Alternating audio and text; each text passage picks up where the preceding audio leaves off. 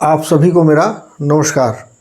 बहुत दिनों बाद फिर से एक अपने वीडियो की श्रृंखलाएँ लेकर आना शुरू कर रहा हूँ, जिसमें आज मेरा पहला टॉपिक जो है वो है औसत। 5वीं के अध्याय से शुरू कर रहा हूँ औसत, जिसे पिछले बार हम लोग नहीं ले पाए थे। इस बार हम शुरुआत में ही औसत से लेंगे।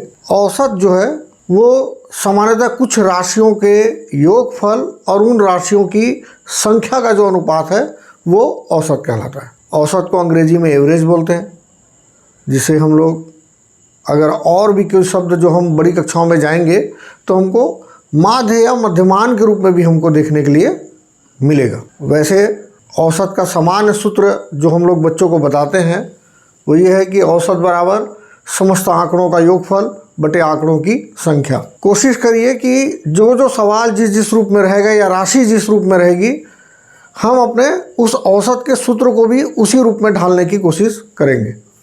देखते हैं कुछ सवालों को बनाकर और उन सवालों पर को हल करके। सामान्यतः ये औसत का सूत्र है जो हम लोग अपनी पुस्तकों में या पाठ्य पुस्तक में हम लोग देखेंगे। औसत बराबर आंकड़ों का योगफल बटे आंकड़ों की संख्या। लेकिन ये आंकड़े क्या है? ये आंकड़े वो हैं जो हमको राशियों के रूप में दिखेंगे, चाहे वो रुपए के रूप में हो, चाहे वो किलो के रूप में हो, चाहे वो भार के रूप में अलग से आएंगे, या और भी जिन शब्दों से हम राशियों को प्रकट कर सकते हैं वो सब शब्द आएंगे। यहाँ ये स्पष्ट करना बहुत ज़रूरी है, औसत का मान कभी भी हमको जो भी राशियाँ दी होंगी उन राशियों का जो न्यूनतम मान होगा और उन राशियों का जो अधिकतम मान होगा उसके बीच की संख्या होगी। मैं एक उदाहरण के लिए समाता मैं भी बच्चों को इस तरीके से समझाता हूँ कि अगर हम सभी से किसी चीज़ की इकट्ठा करने की कोशिश करते हैं, चाहे वो रुपए हो या कोई सामान हो, और यदि हम ये ऑप्शन रख दें कि आपको जितना है आप उतना दीजिए, लेकिन हमारा एक अनुमान जरूर रहता है कि हमको सबसे, मान लो हम राशि को रुपए में लेते हैं तो 5-5 रुपये हमको सबसे मिलेंगे, लेकिन हो सकता है किसी के पास में 2 रुपये हो और किसी के पास में 10 रुपये भी हो। तो जब वो राशियाँ इकट्ठी होंगी तो वो राशियों का जब औसत निकलेगा तो या तो वो 2 रुपये से ज़्यादा होगा और वो 10 रुपये से कम होगा, क्योंकि सबसे न्यूनतम राशि यदि किसी ने 2 रुपये डाली है और अधिकतम राशि किसी ने 10 रुपये डाली है तो वो औसत का मान निश्चित रूप से इन दोनों के मध्य में होगा, इन दोनों के बीच में होगा। औसत जब भी निकालेंगे ये सावधानी रखनी बहुत ज़रूरी है कि आपको उत्तर आपका अपने आप समझ में आ जाना चाहिए, आपसे किसी प्रकार की कोई गलती नहीं हुई है। तो औसत का सामान्यतः सूत्र ये हो जाता है, औसत बराबर आंकड़ों का योगफल बटे आंकड़ों की संख्या।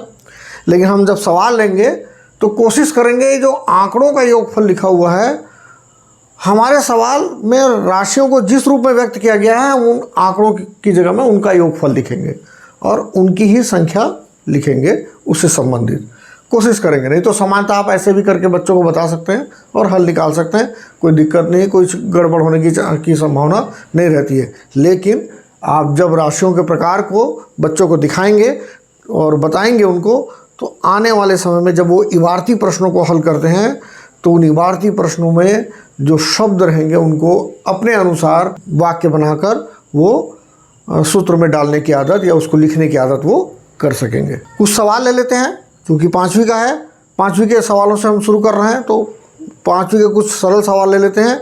इसके बाद हम कुछ ऐसे प्रश्न लेंगे जो प्रतियोगी परीक्षाओं में आते हैं, खासकर नवोदय वगैरह में भी आते हैं, उनको हम लोग लेने की कोशिश करते हैं।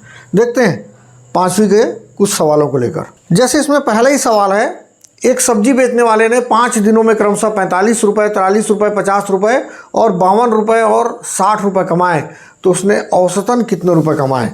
औसतन कितने रुपए मतलब रोज़ का उसको कितने रुपए उसको लाभ हो रहा है या रोज़ उसको कितने रुपए कमा रहा है। लगभग ये जरूरी नहीं है कि परफेक्ट उतना ही रुपए उसको मिलता हो, लेकिन उससे कम मिलेगा या उससे ज़्यादा मिलेगा, ये है औसत। तो एक सब्जी बेचने वाले ने बोला है, तो औसत बराबर क्या हो जाएगा? आंकड़ों का योगफल, मतलब वो 45 रुपये, 43 रुपये, 50 रुपये, 52 रुपये और 60 रुपये कमाता है, उन सबको योग करना है आपको। तो आप यहाँ पर 45 रुपये धन 43 रुपये धन 50 रुपये धन 52 रुपये और धन 60 रुपये कर दीजिए।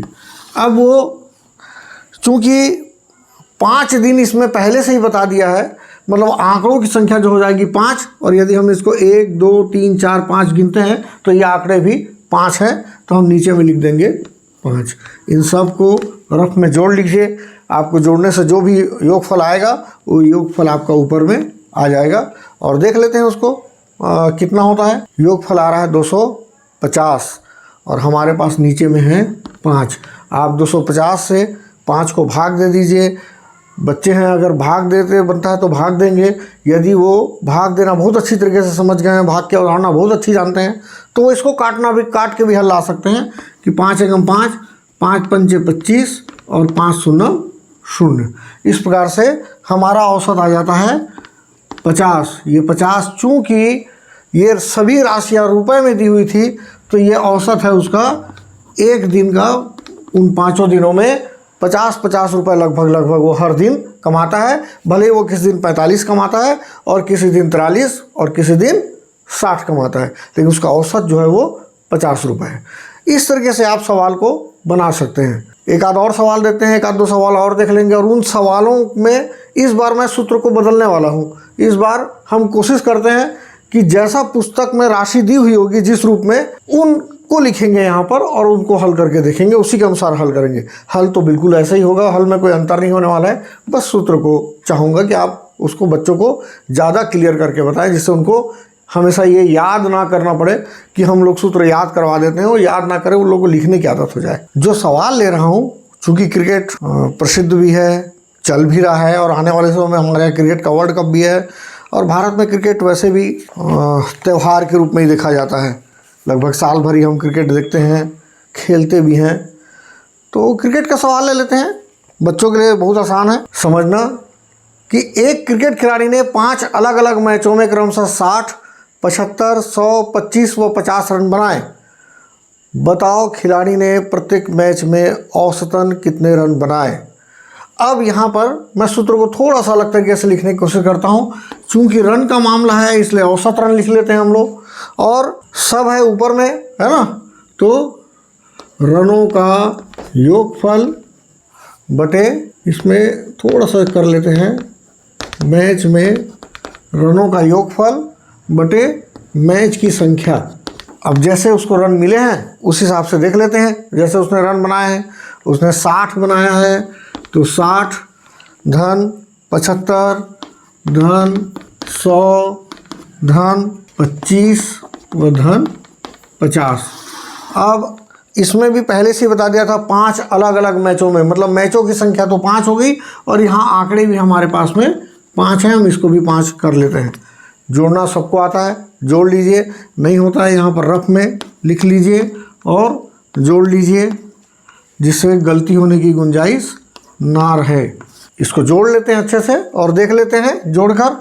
5 5 10 का 0, हासिल में आया 1, 6 और 1 7 7 14, 2 16 5 21 का 1, हासिल में आया 2, तो 2 और 1 3, कुल हो जाएंगे 310 रन। उसने 5 पारियों में, मतलब 5 मैच में उसने 310 रन बनाए हैं। और मैचों की संख्या चूँकि 5 है, 5 मैच 5 पारियाँ, तो 5 है तो नीचे में 5 लिख लेते हैं। और इसको 310 को 5 से आप भाग दे दीजिए।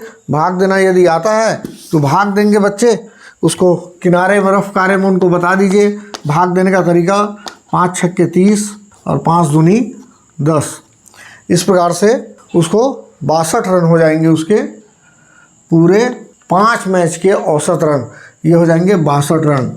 मतलब हम ये बोल सकते हैं कि उसने प्रत्येक मैच में औसतन उसने 62 रन बनाए। उत्तर बराबर, जैसा उत्तर में बोला है कि बताओ खिलाड़ी ने प्रत्येक मैच में औसतन कितने रन बनाए, तो खिलाड़ी ने प्रत्येक मैच में औसतन 62 रन बनाए।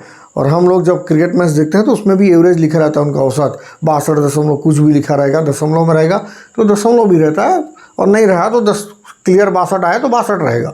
तो इस तरीके से आप इसको बनाकर देख सकते हैं। और ऐसा ही एक सवाल और ले लेते हैं हम लोग।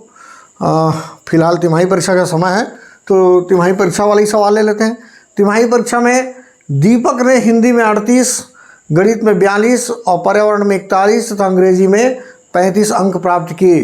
तिमाही परीक्षा में उसका औसत प्राप्तांक क्या होगा। यदि आप देखते हैं तो उसका सबसे न्यूनतम अंक है 35 और उसका सबसे अधिकतम अंक है 42। यदि आप इसे हल करेंगे तो आपको मालूम चलेगा कि जो भी औसत आएगा वो 35 और 42 के बीच में आएगा। सूत्र लिख लेते हैं, जैसा भी हमने लिखा था, औसत अंक। चूंकि अब अंक है तो हम औसत अंक कर लेते हैं, और जितने भी अंक मिले हैं उन लोगों को तो अंकों का योगफल बटे, चूंकि 4 विषय हैं तो हम लोग यहाँ पर विषयों की संख्या लिख लेते हैं। प्राइमरी में 4 ही विषय होते हैं प्रमुख रूप से, खासकर हिंदी माध्यम में, तो विषयों की संख्या, तो अंकों का योगफल जैसा दिया हुआ है अंक, है ना।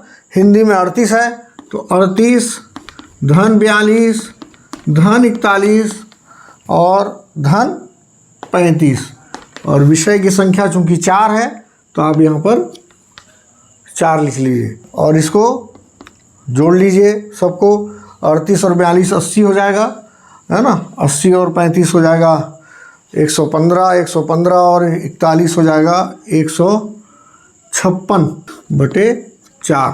अब 156 को 4 से भाग देना तो हम लोग बच्चों को बता ही चुके हैं, तो उनको बता दीजिए। रफ में कर सकते हैं, रफ में कर ले, नीचे में भी करते हैं तो भी कोई दिक्कत नहीं है। 4 तिया 12, 6 और 4 9 36।